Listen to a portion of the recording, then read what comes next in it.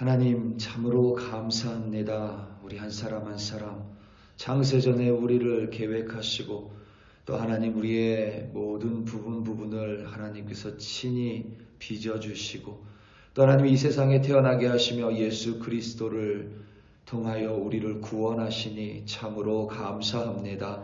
하나님의 그와 같은 큰 경륜 속에서 오늘도 우리 한 사람 한 사람이 살아감을 고백합니다. 때로는 하나님 그 속에서 우리가 이해하지 못하는 것들이 있을지라도 여전히 광대하신 하나님의 위대한 계획 안에 오늘도 우리가 살아가고 있음을 믿음으로 말미암아 하나님을 바라보고 그 하나님과 함께 승리하는 우리들이 되게 하여 주시옵소서. 감사합니다. 예수님의 이름으로 기도드립니다. 아멘. 에베소서 3장 1절에서부터 13절 말씀으로 주의 말씀을 증거합니다. 우리 다 함께 보시겠습니다. 능력받는 새벽기도, 응답받는 새벽기도, 성령과 함께하는 새벽기도. 할렐루야. 아멘. 바울 사도는 독실한 유대교 신자였습니다. 단순히 유대교를 믿는 자가 아니라 유대교만이 진리이며 유대교의 하나님이 유일한 하나님이라고 믿었습니다. 그리하여 다소 출신임에도 불구하고 어린 시절부터 예루살렘에 위치한 가말리엘 문화에서 수학했습니다. 남달리 총명했던 어린 바울은 그때에는 사울이라는 이름을 사용했는데 그는 장차 유대교를 이끌어갈 젊은 지도자가 됐습니다. 그때쯤 그리스도교를 믿는 이들이 갑자기 우후죽순 늘어나기 시작했습니다. 그들은 얼마 전에 죽은 예수가 다시 살아났으며 그 예수가 바로 메시아 곧 그리스도임을 전파하고 주장했습니다. 바울에게 마치 자신이 신봉하는 유대교를 위협하는 듯한 그들은 바울에게 있어서 없어져야 할 대상이 됐습니다. 예수를 그리스도라 믿는 이들은 화평의 대상이 아니라 죽어 마땅한 존재들이었습니다. 절대로 연합의 대상이나 서로 화평을 누려야 할 사람들이 아니었습니다. 유대교의 미래를 이끌어갈 차세대 지도자인 바울은 대제사장들로부터 예수를 믿는 자들을 핍박하고 잡아가둘 수 있는 전적인 권한을 위임받았습니다. 이제 그는 대놓고 예수를 쫓는 자들을 수색하고 색출하기 시작했습니다. 바울이 유대교를 더욱 신봉하면 할수록 유대교의 하나님을 그의 하나님으로 더욱더 믿으면 믿을수록 그는 오히려 주변 사람들을 파괴하고 주변 사람들을 박해하고 주변 사람들과의 관계가 깨어지고 틀어지기 시작했습니다. 그들은 바울을 두려워했고 바울은 유대교의 하나님을 믿을수록 오히려 그의 화평은 점점 더 깨어져만 갔습니다. 그런 바울이 다메섹 도상에서 부활하신 예수를 만났습니다. 예수는 바울에게 왜 자신을 핍박하냐고 물었습니다. 바울은 분명히 당황했을 것입니다. 그도 그럴 것이 바울은 예수를 박해한 적이 없습니다. 예수를 믿는 자들을 포박하고 잡아 가뒀을 뿐인데 지금 그 예수가 바울 자신을 향해 왜 핍박하냐고 물었기 때문입니다. 예수님은 자신을 믿는 자들과 자신을 동일시했습니다. 믿는 자들과 예수는 연합했고 그들과 화평했습니다. 그런 예수가 바울 자신을 친히 찾아와 주셨고 바울 자신과도 연합과 화평을 이루어 주셨습니다. 자신과 화평의 관계를 맺어 주신 그 예수와 3일 동안 앞을 보지 못하고 식음을 전폐한 바울은 예수를 바라보고 예수가 누구이며 자신이 어떠한 존재였었는지 깨달았습니다. 그리고 즉시 바울은 예수가 그리스도임을 전파하기 시작했습니다. 그가 깨달은 예수는 그리스도이고 그 예수는 하나님과 근본적으로 같은 분이시고 하늘 보좌를 버리시고 이 땅에 인간의 몸을 입고 오셨습니다. 그리고 십자가에서 자신의 목숨을 던지사 하나님과 사람 사이에 죄로 막힌 담을 허무셨고 사망을 이기셨습니다. 그로 인하여 이제 하나님과 사람이 화평을 맺게 됐습니다. 그리고 그 화평은 유대인의 전유물이 아니라 유대인을 넘어서 온 인류가 소유해야 될 것임을 바울 사도는 똑똑히 깨달았습니다. 바울은 자신을 다메섹 도상에서 만나주신 예수께서 세상의 사람들에게 이 하나님의 은혜의 경륜을 전파하기 위하여 자신을 도구로 삼으셨고 일꾼으로 불러주셨음을 깨달았습니다. 하나님과 화평을 이루고 그 화평을 전하며 자신 또한 다른 이들을 위해 화평의 사람으로 살아가는 것입니다. 여러분, 그게 바로 성경에 기록된, 특별히 오늘 본문에 기록된 하나님의 경륜입니다. 물론 하나님의 경륜은 우리가 다 이해하지 못합니다. 광대하신 하나님이기 때문에 그의 경륜은 우리의 지각과 생각을 뛰어넘습니다. 마치 은혜와 비슷합니다. 우리는 은혜라는 말을 잘 사용하지만 하나님의 은혜 또한 우리가 완전히 혹은 온전히 헤아릴 수가 없습니다. 그저 우리는 하나님께서 우리에게 무언가를 주셨으면 은혜라고 여깁니다. 그런데 은혜는 우리가 헤아릴 수 없을 만큼 광대한 하나님의 복입니다.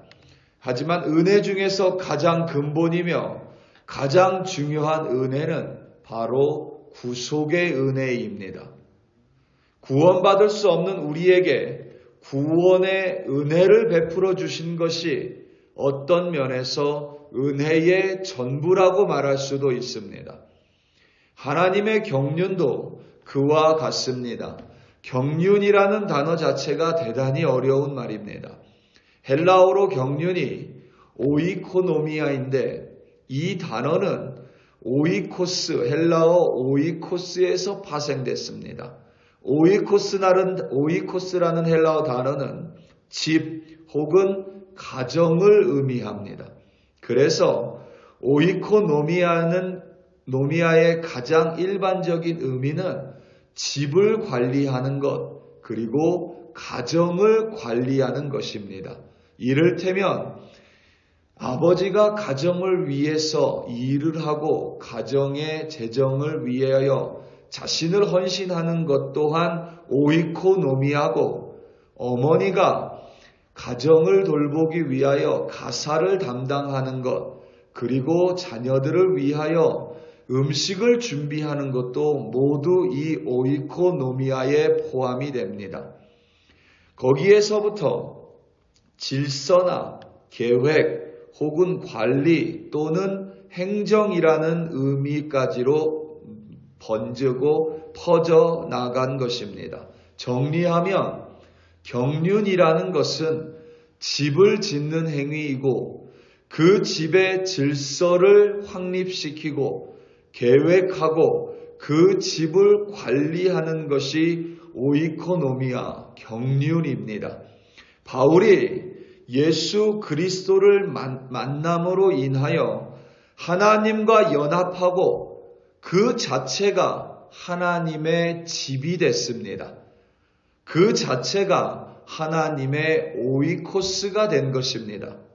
그리고 그 집을 관리하는데 이제 그 집 안에서 다른 이들과의 화평이 이루어집니다. 다른 이들을 영접하고 다른 이들을 환대하고 다른 이들과 연합하며 다른 이들과 화평의 관계를 맺으며 살아갑니다. 그것을 위하여 자신인 하나님의 집인 자신을 관리하는 것이 바로 오이코노미아 경륜입니다. 그리하여 결론적으로 다른 이들 또한 하나님을 몰랐던 다른 이들 또한 하나님의 집이 되어가고 하나님과 화평으로 연합하고 그들 또한 다른 이들과 화평을 이루어가는 일련의 과정이 바로 하나님의 경륜입니다. 오늘 본문 7절에서부터 9절입니다. 이 복음을 위하여 그의 능력이 역사하시는 대로 내게 주신 하나님의 은혜의 선물을 따라 내가 일꾼이 되었노라. 모든 성도 중에 지극히 작은 자보다 더 작은 나에게 이 은혜를 주신 것은 측량할 수 없는 그리스도의 풍성함을 이방인에게 전하게 하시고 영원부터 만물을 창조하신 하나님 속에 감추어졌던 비밀의 경륜이 어떠한 것을 드러내게 하려 하심이라. 아멘. 지극히 작은 자보다 더 작은 바울 자신을, 죄인 중에 괴수인 바울 자신을 유대교밖에 몰라서 다른 이들과의 화평을 깨고 다른 이들을 망가뜨렸던 바울 자신을 하나님이 그의 능력에 역사하시는 대로 자신을 만나주시고 자신을 하나님의 집, 곧 일꾼 삼아주셨으며 그리하여 그 자신을 통하여 다른 이들 또한 하나님의 집으로 엮어갈 수 있도록 자신을 들어 사용하시는 하나님의 은총, 그것이 바로 하나님의 경륜입니다. 바로 이 경륜을 위하여 하나님은 바울을 선택하시고 바울에게 능력을 주시고 바울을 통하여 하나님 밖에 있었던 이방인들에게 하나님의 구원을 베풀어 주시는 도구로 삼아 주셨습니다. 이 일로 인하여 바울 자신이 갇힌 것이고 죄인이 됐기에 그것이 도리어 이방인들에게 영광일 수밖에 없다고 바울은 역설합니다. 바울 사도는 이제 그들 또한 자신과 같이 하나님의 집으로 하나님과 화평하고 하나님의 화평을 전하는 하나님의 집이 되기를 당부하고 기도합니다. 우리 사랑하는 성도 여러분, 우리는 하나님의 전입니다. 우리는 하나님의 집입니다. 그 또한 하나님의 경륜이지만 거기서 멈추는 것이 아니라 그 집 안에서 하나님과 화평을 누릴 뿐만 아니라 다른 이들을 향해 그 집의 문을 열고 그들과 화평함으로써 그들 또한 하나님의 집으로 빚어가는 것, 그것이 바로 예수가 우리를 만나주시고 예수로 말미암아 하나님의 집으로 우리를 세워주신 하나님의 경륜입니다. 오늘도 하나님의 집으로 하나님과 동행하시고 또한 하나님의 집의 문을 열어 다른 이들과 화평하시는 여러분들이 되시기를 예수님의 이름으로 축원합니다. 다 함께 기도하시겠습니다.